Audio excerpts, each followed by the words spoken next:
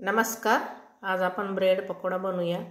मस्त पावसाळ्याचे दिवस चालू आहे छान आणि 4 वाजेच्या चहासोबत गरमागरम ब्रेड पकोडा बनवूया आता आपण. प्लीज लाईक करा, शेअर करा आणि सबस्क्राईब करायला विसरू नका. छान खमंग असे मस्त आपले ब्रेड पकोडा तयार झाला. 1 वाटी बेसन पीठ घेतलं, थोडासा ओवा, थोडेसे जिरे, अख्खेच घातले जिरे पण, थोडासा हिंग, लाल तिखट 1 चमचाभर, तुमच्या आवडीनुसार तिखट कमी जास्त करू शकता, मीठ चवीनुसार, आणि अर्धी वाटी पाणी घेतलं मी. छान थोडं थोडं पाणी घालून मिक्स करून घ्यायचं.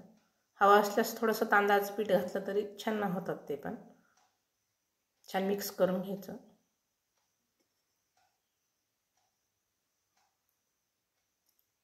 छान होतात ते ब्रेड पकोडे गरमागरम मस्त. 1 वाटी थोडीशी कोथिंबीर घेतली, थोडीशी हळद घातली, थोडंसं अजून मी चमचाभर पाणी घालणार आहे. बघू शकता किती दाटसर पाहिजे ते. खूप घट्टही नाही ठेवायचं आणि खूप पातळही नाही करायचं. दोन्ही साईडला छान असं ब्रेड छान बुडला गेला पाहिजे.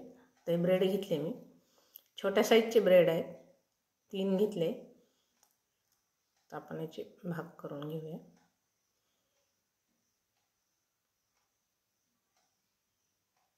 तुम्हाला हे 3 दाखवते, मी अजून 2 कट करणार आहे नंतर.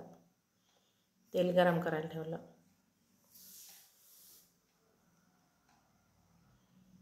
थोडंसं टाकून बघितलं, तेल व्यवस्थित गरम झालं आणि हे असं चमच्याच्या साहाय्याने दोन्ही साईडनं छान घोळून घ्यायचं ब्रेडचे हे तुकडे.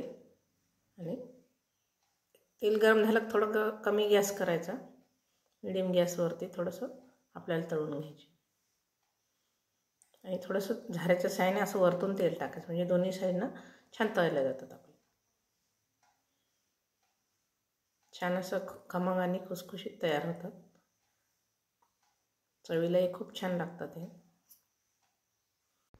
सोपी पद्धत आहे, झटपट होणारे आपले हे ब्रेड पकोडा. अजून 2-4 तळून घेऊ आपण. तुम्ही सॉससोबतही खाऊ शकता, किंवा चिंचेची चटणी, किंवा हिरवी पुदिन्याची चटणी, किंवा तसंही चहासोबत खूप छान लागतात. मस्त आपले गरमागरम पकोडे तयार झाले, बघू शकता. कलरही छान आला आणि चवीलाही छान झाले. 1 वाटी पिठामध्ये आपले 10 ते 12 पकोडे तयार झाले आणि खूप तेलकटही नाही. तुम्ही बघू शकता छान असे पकोडे तयार झाले. धन्यवाद.